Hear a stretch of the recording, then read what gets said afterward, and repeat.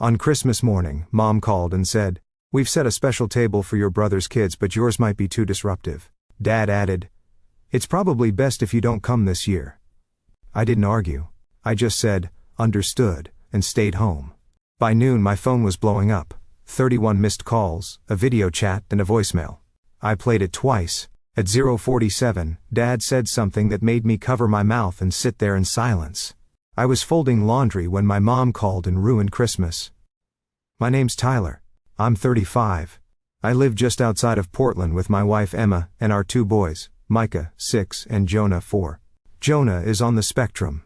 He doesn't speak much yet, and loud noises bother him, but he's bright in his own way. He lines up his dinosaurs by color, taps out rhythms on the table that sync, with music playing in the background, and hugs you like he means it. Mike is the classic big brother. Protective, curious, a little too confident for his own good. They're both good kids, better than I probably was at their age. Anyway, I was in the middle of folding Micah's dinosaur pajamas when the call came in. "Mom," my phone lit up. I wiped my hands on my jeans and picked up. It was Christmas morning. I figured it was the usual, a last-minute ask to bring the cranberry sauce. Or maybe just a cheerful Merry Christmas, and a reminder not to be late. But her tone wasn't cheerful. It was cautious. "Hey honey," she said. Her voice was tight, stretched too thin over something she didn't want to say. "Morning," I said. Cheerful enough for both of us. "We're just getting dressed. The boys are bouncing off the walls. They've been up since 6. She hesitated.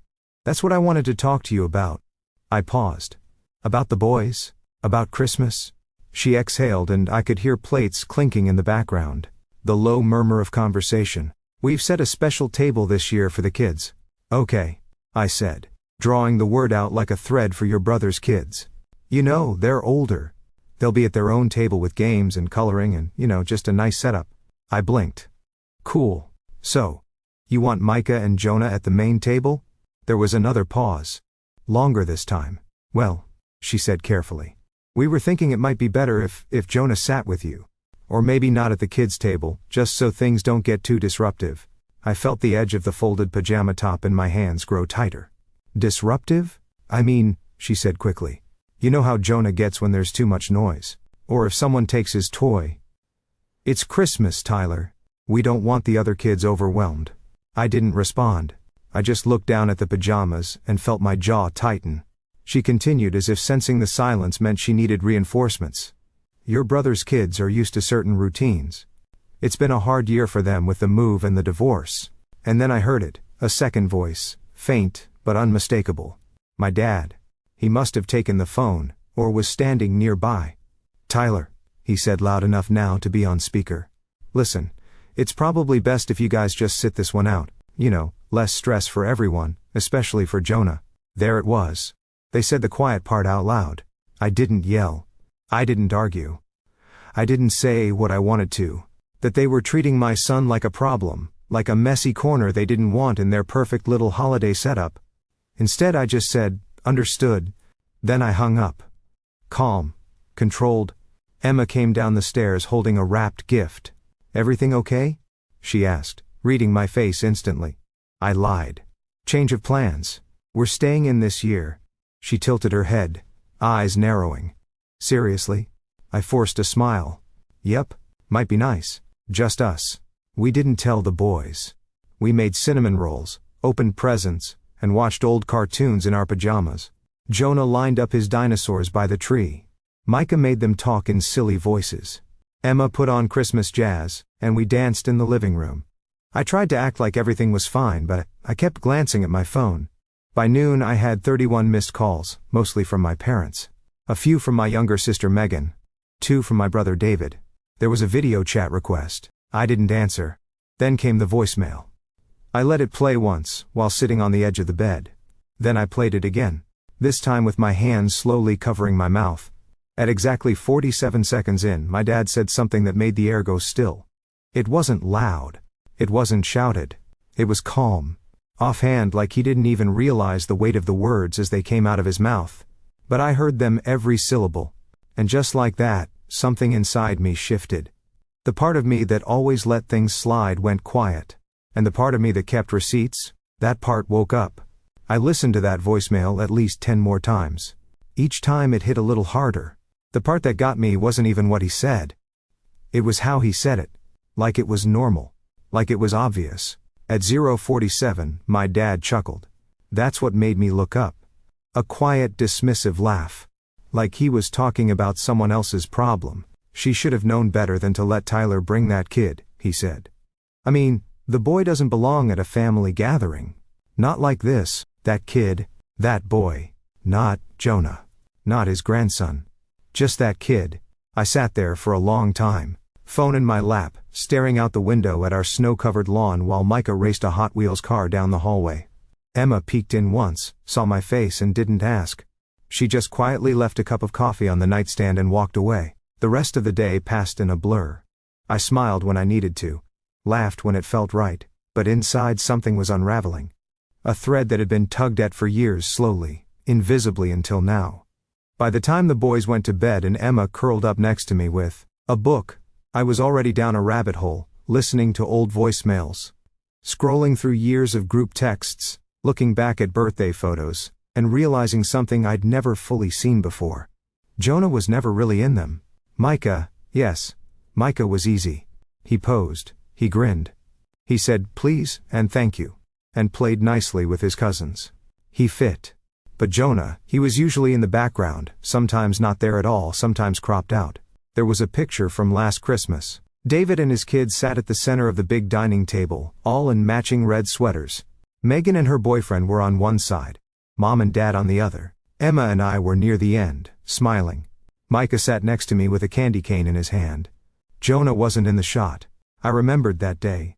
He'd had a meltdown when David's oldest son grabbed one of his toys without asking. The lights were too bright. The room was too loud. Emma had taken him into the den to calm down, and they missed dinner. No one brought them a plate. No one even noticed. I closed the photo app and stared at the dark ceiling. Everything started lining up like a crime scene wall. The little comments, the sudden schedule changes, the looks, and every time I convinced myself I was imagining it, that they were trying, that it was complicated. That family meant forgiveness. But now I wasn't so sure. The days after Christmas were radio silence. No apology, no explanation. Just a few awkward texts from Megan. Hey, you good? And Mom's been upset. Followed by silence when I didn't respond. Then came New Year's Eve. Emma and I were settling in with popcorn and a Pixar movie when my phone buzzed. It was Megan again. Are you coming to Dad's birthday tomorrow? I stared at the message. January 1st, right? Dad's birthday always got folded into the New Year's chaos. Usually a family dinner, cake, a few toasts, the usual. Before I could reply, she sent another one. David said he's bringing the kids again. Just for your information, there was no apology in it, no awareness, just logistics. Emma leaned over, reading the messages upside down. You're not actually considering going, right? I shrugged. Maybe. I don't know. She folded her arms. Tyler. I just want to see something, I said. She sighed. You mean you want to give them another chance? No, I said slowly. I want to confirm what I already suspect. So, we went. We dressed the boys in nice clothes, butts and little bow ties. We brought Jonah's noise-canceling headphones and his comfort toy, a squishy dinosaur with a fraying tail. Emma packed snacks and juice boxes, and I warned both kids that we might not stay long. When we arrived, David's Tesla was already parked outside, pristine and shiny in the driveway like a monument. His kids, Jackson and Lily, ran barefoot through the front yard, chasing each other with Nerf guns. David leaned against the porch railing, scrolling through his phone in a cashmere sweater. Tyler, he said without looking up. Hey, I gave him a nod. Hey, inside the house looked the same. Same decorations, same furniture, but there was a weird energy. Mom greeted Micah with a hug and ruffled his hair, then looked at Jonah like she didn't know what to do with her hands. Jonah clung to my leg, squeezing the dinosaur. Hi sweetie, she said to him, voice forced. Then she turned to Emma. There's some food in the kitchen if you want to grab a plate before it's gone. I think David's kids are watching a movie in the guest room. Emma nodded stiffly. The party was small, just us, David's family, Megan, and our parents. Casual, low-key, or so it seemed. When we went to sit down for dinner I noticed the seating arrangements. Again, 3 tables. One large rectangle for the adults, one smaller table for David's kids, and A side table with a plastic folding chair next to the kitchen entrance. A paper plate with Jonah's name on it sat there. Not Micah's, just Jonah's. Emma and I locked eyes. My mom looked up from her seat. "Oh, we figured Micah could sit with the cousins, right? And Jonah can be near you. That way, if he needs space, he's not in the middle of everything." I said nothing, just sat. Emma took Jonah in her lap and quietly fed him from our plate. Micah sat with Jackson and Lily, clearly confused, but too polite to say anything. At one point, he turned to us and whispered, "Can Jonah sit here too?"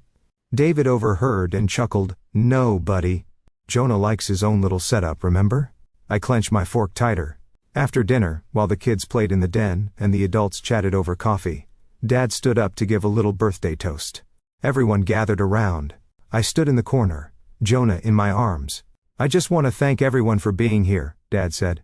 "Another year, another gray hair, but surrounded by the best family a guy could ask for." Megan smiled. David raised his cup. Mom dabbed her eyes. Then he added, "It's been a blessing watching the grandkids grow up. Jackson and Lily are just the light of our lives, aren't they?"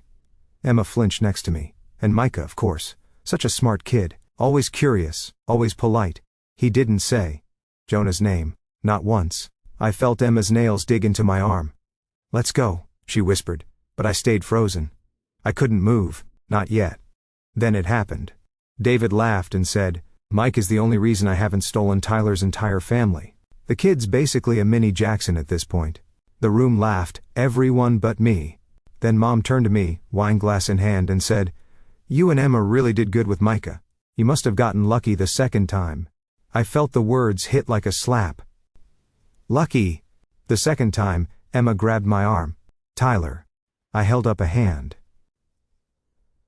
"We're fine." "No, we're not," she snapped, grabbing the diaper bag. "We're done." She stormed out with both kids. I followed a few minutes later, after silently clearing our plates. No one stopped me. No one called after us, not even my mother. The ride home was quiet. The kids fell asleep in the back seat. Emma stared out the window, her face set. "You still think you're imagining it?" she finally asked. "No," I said. "Because I'm done pretending. I'm done being polite to people who treat our child like an afterthought." "I know," I said. "Do you?" Her voice cracked. "Because I feel like you keep waiting for them to wake up and see him, but they won't. They don't want to." I nodded slowly. "You're right. Something broke that night. The cord that had tethered me to some imagined version of my family. The one where I was the overlooked son, but still a son, still part of something, snapped." I spent the next week quietly removing myself from group chats. I unfollowed my parents on social media. I declined every call from Megan. I didn't answer when David texted, "Did you seriously ghost us over a birthday party?" I ghosted them because I needed space. But more than that, I needed to think because something had shifted. And for the first time I wasn't just sad. I was angry. Not loud, messy anger. Not the kind that burns out fast. The quiet kind. The kind that plants. And when I say I started planning, I don't mean petty revenge. I mean something deeper. Something that would make them look at each other one day and ask, "When did we lose him?" And the answer would be Christmas morning when they told me not to come. When they set a table for everyone but my son, and thought I wouldn't remember. I didn't realize how heavy it all was. Until I finally started putting it down. In the weeks that followed Dad's birthday, the silence between me and my family stretched out like a taut rope, ready to snap. I didn't return calls. I didn't reply to texts. And for once, I didn't feel guilty about it. I'd spent years doing what I thought was the right thing. Biting my tongue, showing up, staying quiet so that everyone else could stay comfortable. But comfort had never been extended to Jonah, or to Emma, or to me really. Still, there was a weight to the distance. Like I'd stepped off the edge of something familiar, and was now floating through new air, untethered, unsure. It wasn't freedom yet. It was just space. And in that space, I began to see the full picture. The accumulation of small cuts I'd ignored for years, thinking they were part of being the black sheep. I wasn't always the outsider. Growing up, I was the firstborn, the quiet one, the one who followed the rules. David, 2 years younger, was the golden child, louder, funnier star athlete. Megan, the baby, was doted on like a rare flower. I was somewhere in the middle. Respected, but not celebrated. Expected to hold things together when things fell apart.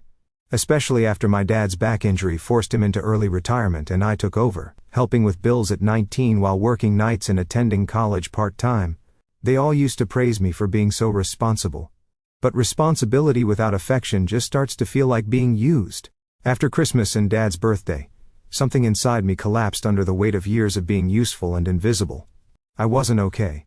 I tried to fake it for the kids, but Emma saw through it. She always did. One night, after I sat on the couch staring blankly at a paused episode of a show I didn't care about, Emma knelt in front of me. "You've got to let yourself be angry," she said. "You keep trying to carry it like it didn't happen, but it did. And it hurt. You don't have to be fine yet." I looked at her. This woman who never once made Jonah feel like he was less than, who fought battles I didn't even see. And I broke. Not loudly. Not with tears and gasps. I just leaned forward, pressed my forehead to hers and whispered, "I think I'm so used to being hurt by them that I stopped noticing." Emma held my hands and said nothing. Just stayed there with me in the quiet. That moment cracked something open. I stopped pretending. I started writing everything down, not for them, but for me. Late nights after the boys were asleep, I'd sit at the kitchen table and pour out every memory, every slight, every word that once seemed too small to mention, but now felt like part of a larger wound. I filled a notebook in 2 weeks. At work I threw myself into projects. I was a systems analyst at a mid-sized firm, and I started taking on complex cases other people passed on. It wasn't about the job, it was about control. Solving problems no one else could solve made me feel useful again, like I mattered, like I wasn't invisible. Emma noticed. One night she said, "You're working like you're trying to outrun something." "I am," I said. "What happens when it catches you?" I didn't answer. I didn't know. Then came Micah's school project. "I need to do a family tree," he said. One afternoon, holding up a paper with a drawing of a big tree and empty spaces for names. I froze. He handed me a marker. "Can we start with you and Mommy?" I wrote our names, then Jonas, then his. Then he asked, "Should I put Grandpa and Grandma, or just Mommy's side?" I looked up at him. His small face tilted in innocent curiosity, not knowing that question carried the weight of generations. "Let's just do Mommy's side for now," I said. Micah shrugged and colored in the leaves. That night, I looked at the paper again. All that blank space on my side of the tree. It didn't make me sad. It made me determined. If my family didn't want to see Jonah, if they couldn't handle the shape he took in this world, then fine. I'd build him a world that did. A tree with new roots. A foundation that didn't bend around other people's comfort. I started looking for local support groups. Found a dad's group for parents of neurodivergent kids. I didn't expect much. I figured I'd sit in the back, nod, maybe share a thing or two and leave. But the first meeting changed everything. There were 5 of us, all dads, all tired in that deep soul-level way. But they talked like I hadn't heard men talk before. Openly, vulnerably, honestly. They didn't sugarcoat things. One guy, Jamal, said his daughter hadn't slept through the night in 4 years. Another, Louise, said he'd lost 3 friends after they made a joke about his son acting like a robot. I shared my story too. Not the whole thing, just the Christmas morning call, the voicemail, the table without Jonah's name on it. Jamal nodded and said, "It's always the ones closest to you who want your kid to be easy. Not better, not supported, just convenient." I let out a breath I didn't know I was holding. We met every 2 weeks after that. Some nights we talked about meltdowns and IEP meetings. Other nights we talked about dreams, things we wanted for our kids beyond just surviving. I started feeling less alone, more real, like I wasn't just holding the pain in my chest anymore. I was turning it into something. Then about 3 months after Christmas, I got a call from an old college friend, Ben, who worked at a tech nonprofit. He'd seen one of my LinkedIn posts about accessible design, something I'd started caring about more deeply since Jonas started using communication apps. And he said, "We're looking for someone to lead a project on adaptive interfaces for kids with sensory sensitivities." You popped into my head immediately. I almost said no. I almost defaulted to that old version of me, the one who played small so no one felt threatened. But I didn't. Instead, I said, "Tell me more." The project was intense. Grant FEF fund, high visibility, a lot of moving parts. I had to lead a team present to stakeholders, and meet with families for user testing. It was work that mattered, work that could change lives, including Jonas. Emma supported me every step. She took on more at home, coordinated therapies, managed the chaos. Of raising two wild, beautiful boys so I could focus during the day. Sometimes I'd come home and just sit on the floor while Jonah climbed into my lap, his dinosaur tucked under one arm. And I'd think they don't know this version of him. The quiet joy, the soft humming, the way he said, "Dad," like it was a spell. They never tried to know him, but someone else would. At the 6-month mark of the project, we launched our beta interface. It wasn't perfect, but it worked. Kids responded well. One non-verbal girl used it to request her favorite snack for the first time. Another boy used it to ask for music, Beethoven, of all things. I cried in the parking lot that day, not because I was overwhelmed, but because for the first time in a long time, I felt like I was exactly where I was supposed to be. That weekend, Emma suggested we take new family photos. Just us in the park near our house under the cherry blossoms. We wore mismatched pastels, let the boys run wild, and asked the photographer to capture moments, not poses. When I saw the final shots, I felt something shift again. There was a photo of Jonah on my shoulders, arms raised, laughing. There was Micah pulling Emma by the hand through a field of flowers. There was me standing still, holding all of it together, not because I had to, but because I wanted to. I printed the photo of Jonah and me and put it on my desk at work. Then I printed another and mailed it in an envelope. No note, just the photo to my parents' house. I don't know if they opened it. I don't care. This part wasn't for them. It was for me.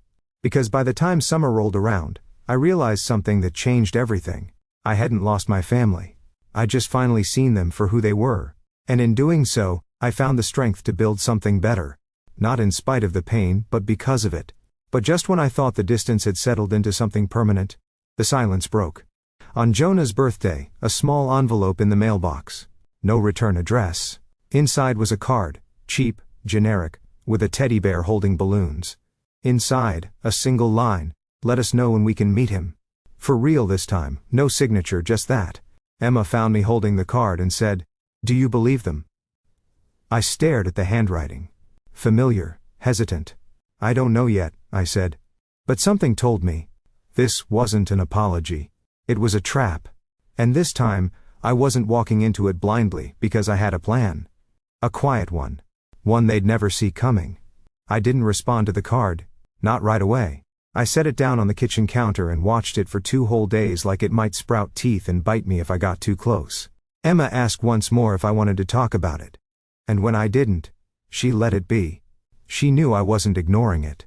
I was studying it, turning it over in my head the way a jeweler examines a stone for cracks. And there were plenty of cracks, starting with the fact that it wasn't signed. I knew that handwriting. It was my mom's. Careful, slightly tilted letters with the capital L leaning too far left. I'd seen it on birthday cards, report cards, and notes tucked in my lunchbox in the 2nd grade. It wasn't David's. It wasn't Megan's. And it sure wasn't my dad's. That man hadn't handwritten anything since the 9s. "Let us know when we can meet him." For real this time? What did that even mean? For real this time? As if the last 6 years of Jonah's life were just a dress rehearsal. As if now suddenly, they were ready to pretend they cared. Probably because they thought he'd grown out of it. Or because they felt the growing weight of their absence in the photo albums. Or maybe they just realized how quiet the house was with only David's kids visiting now and then. But their sudden curiosity didn't feel like growth. It felt like guilt wrapped in a paper-thin apology. Still, the message wasn't what lingered in my head. It was the timing. The card arrived the morning after I posted a photo of our family picnic on LinkedIn. A post that had unexpectedly gone semi-viral. It was just a casual snapshot. Jonah laughing with Micah. Juice boxes and watermelon rinds scattered across a blanket. The caption was simple, "Different isn't less. Our boys remind us every day that love doesn't have a normal. Grateful for the journey, even the hard parts." I didn't expect much, but then came the comments. Hundreds, then thousands, parents, teachers, siblings, neurodivergent folks themselves. The post got picked up by a nonprofit, and the photo ended up in a carousel of images, celebrating Neurodiversity Awareness Week, and just like that, my inbox exploded. Then magically so did my parents' interest in meeting Jono again. Coincidence? Maybe. But my gut said otherwise. And for once I decided to trust my gut. I wasn't going to respond out of emotion. I'd done that before. It always ended the same. Guilt, arguments, awkward silences. No, this time I do things differently. I wasn't the same person they last dismissed, and Jonah sure wasn't the same silent toddler they shuffled to the side table. We'd changed, grown, leveled up, and they hadn't noticed. That was their first mistake. Their second mistake, leaving it up to me when they could meet him because now I had time. Time to plan, time to think, time to remind them exactly what they missed and make sure they felt it. That was the setup. But before I could start, I needed allies. The first person I called was Megan. Not because I trusted her, but because I needed to know where she stood. She answered on the second ring, sounding surprised. "Tyler, hey," I said. "Got a minute?" Yeah, of course. Wow. I wasn't expecting. I mean, it's been a while. It has. There was a pause. I could hear the whirring of a dishwasher behind her. Maybe a television in another room. "How's the family?" she asked. "Good, busy? Jonah just turned 7. "Wow. 7 already." I let the silence speak for itself. She cleared her throat. "Listen. I know things got weird. I tried to call around Christmas, but I didn't know what to say. That's the thing, Mag. None of you ever do. I'm sorry," she said quietly. "I really am." "I believe you," I said. And in that moment, I did. Another pause. Then she asked, "Did you get the card?" I smirked. "So it was you?" "No," she said. "It was Mom." But she asked me what to say. I told her not to send anything unless she meant it. And I don't know. I think she's trying, or maybe she's just scared. She keeps saying she wants to see the boys before it's too late. Too late for what? I asked. Megan didn't answer. That was enough for me. I thanked her, said goodbye, and hung up. Next, I reached out to Ben, the guy who brought me into the nonprofit project. I told him I had an idea for a short video series. Something personal, honest, a glimpse into parenting a neurodivergent child, not through a clinical lens, but a human one. Ben was all in. "We've been needing content like that," he said. "Real stories, not just infographics. You'd be the perfect voice for it." So we started filming. It wasn't flashy.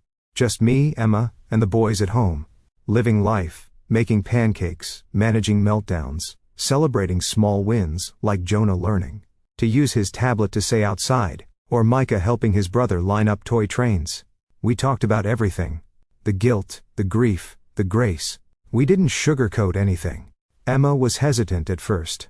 She didn't want our kids turned into a narrative for someone else's growth. But once she saw the raw footage, the quiet moments that never made it into mainstream stories, she was on board. "This isn't about them," she said. "This is for the families who feel alone the way we used to." The videos gained traction slowly at first, then faster. People shared them, commented, sent messages like, "This made me cry, and I finally feel seen." One mom messaged us saying her in-laws had started treating her son differently after watching our series. I shared the first video privately with Megan. She texted back a few hours later. I had no idea. I mean, I knew, but I didn't know exactly. My parents didn't comment, didn't text, but I saw Mom view the video on Facebook twice. Then came the event. Ben's nonprofit hosted a spring gala every year. Part fundraiser, part awareness campaign. This year, they asked me to speak, to share our story live on stage. I said yes. Not because I wanted the spotlight. I hated public speaking, but because I wanted control of the narrative. My narrative. Jonah's narrative. No more waiting for people to catch up or apologize. This time they'd hear it all from me. 2 weeks before the gala, Emma and I sent out invitations, real ones. No cardstock from a drugstore aisle. We went full black tie formal cream envelopes, gold foil lettering, RSVP links. We invited friends, colleagues, parents from our support group, teachers, therapists. Even the neighbor who always gave Jonah extra time to process when saying hello. And yes, we invited my family. We addressed it to Robert and Elaine Holloway. No, Mom and Dad, just names, facts. It was petty and precise. We sent it on a Monday. By Wednesday, Megan texted, "So they're coming." I didn't reply. Instead, I focused on rehearsing my speech. It wasn't just about Jonah. It was about everything. The years we spent trying to fit into someone else's mold. The pressure to make our child less himself so others could feel more comfortable. The grief of being excluded. The beauty of building something new. I included the Christmas story. The table that wasn't set for Jonah.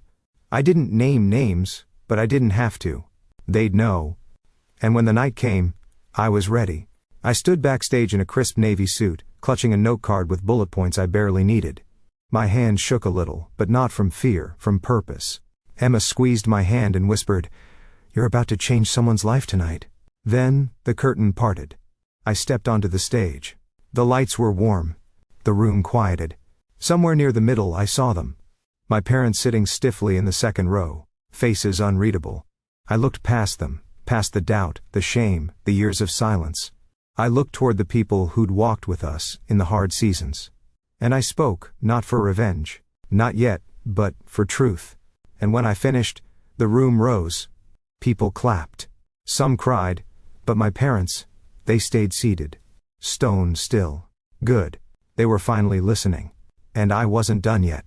They didn't speak to me after the speech. Not that night. Not the next day. Not even after the video of the gala went viral. 400,000 views and counting. Not when friends tagged them in the comments. Not when local news picked it up for a community spotlight segment. Not when the message became something bigger than me. And that silence. That was the moment I knew I had won. Because silence for people like my parents is just denial's last breath. For weeks, they said nothing. Megan texted a few times. Mostly cautious feelers. Mom's been quiet. Dad keeps watching the speech on YouTube. They're not sure how to reach out. I never responded because I wasn't waiting anymore. I was moving fast. See, while they were sitting in that second row, still trying to figure out if they should be offended or ashamed, I had already started the final act. It began with a decision I'd made quietly months before. Back in February, after everything fell apart and the dust was still settling, I'd reached out to an estate attorney. Not because I was planning for death, but because I was planning for protection. My kids, especially Jonah, deserved a future shielded from people who only showed up when it benefited them. Emma and I set up a trust, airtight, future-proof and private. All assets, including the house, the savings, and my new equity stake in the nonprofit's tech division, would pass directly to the boys. No probate, no interference, and no room for negotiation, but that was just the beginning. The real move came when I decided to change Jonah's godparents. Originally, in a moment of naive optimism years ago, we had listed my parents. We figured their family. And at the time, I still believed they'd rise to the occasion if something happened to us. But after Christmas, after the side table, after the voicemail, no, absolutely not.